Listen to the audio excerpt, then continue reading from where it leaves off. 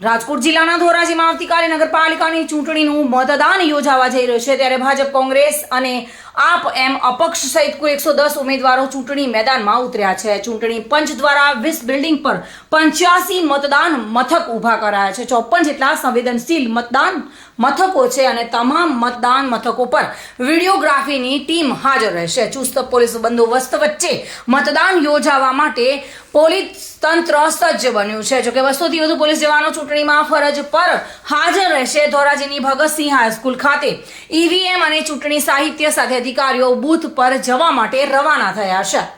કુલ 41 બિલ્ડિંગમાં 85 બૂથ ઊભા કરાયા છે અને કુલ 54 બૂથ સંવેદનશીલ જોવા મળી રહ્યા છે. તમામ બૂથ પર પોલીસ સ્ટાફ ખડે પગે રહેશે. કુલ 110 જેટલા ઉમેદવારોનું ભાવિ આવતીકાલે ઈવીએમમાં સીલ થશે.